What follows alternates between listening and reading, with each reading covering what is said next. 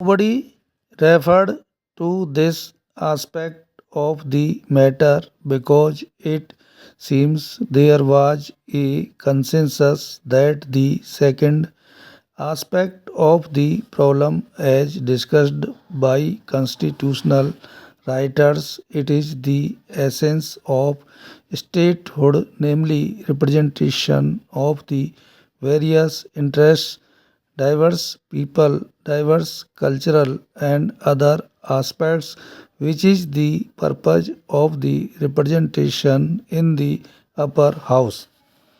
As a result, except one honorable member, nobody mentioned even the question of equal representation of states. The main emphasis was on whether there was necessity for a legislature, and on these lines we have had an excellent treatment of the subject in the House. Mr. Chairman, sir, at the outset I wish to express my sincerest thanks to all the members and the ministers of state for law for their participation in this debate, and I take this opportunity of congratulating the honorable member for what I consider his maiden appearance in a debate in this house after taking over the charge of the ministry. When I started this debate, you must have noticed that I spoke in a very low key.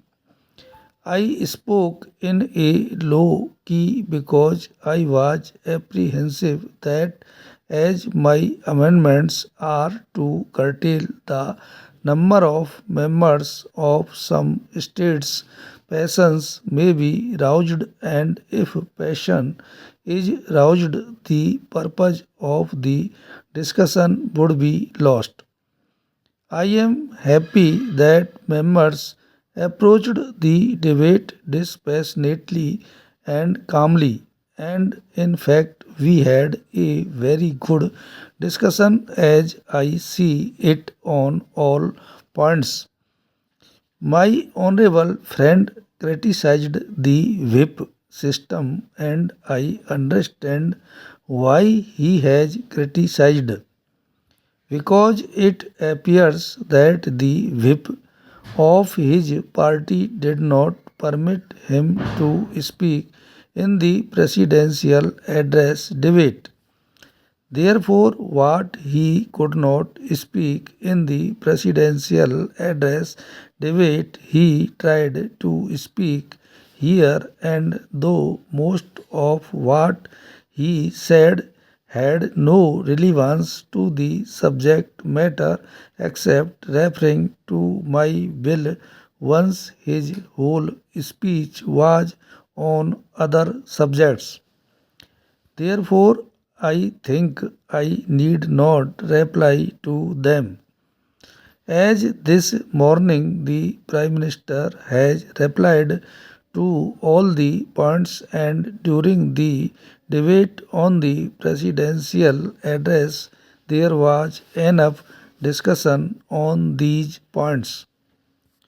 My honorable friend has supported me, but as an extremely intelligent member of the House, he has tried to give in a clever way very different political overtone to it. He said that the bill should be the first step for increasing the power of the states. I beg to differ from him so far as this is concerned, because I feel that in a country like ours with so many diversities and separatist forces, there must be a strong center, and one of the essences or basic features of the region for which to chambers theory is encouraged as to keep a check on the separatist forces. My own view was on which the honorable member referred that if only some of the states are given too much representation, they may upset the balance at some time.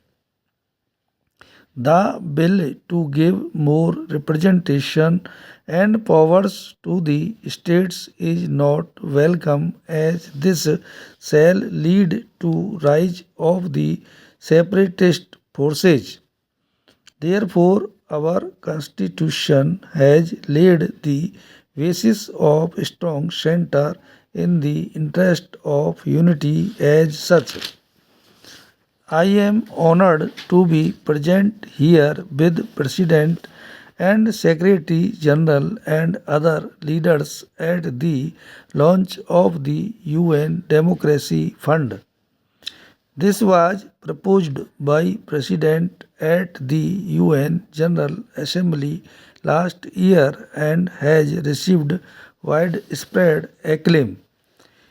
Its relevance is underscored by its becoming a concrete reality in just a year's time.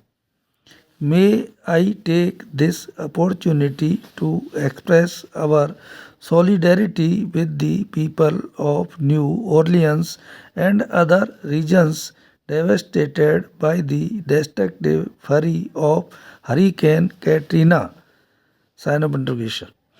Mr. President, you have our sympathies and support in your efforts to bring relief from pain to the people affected by this disaster.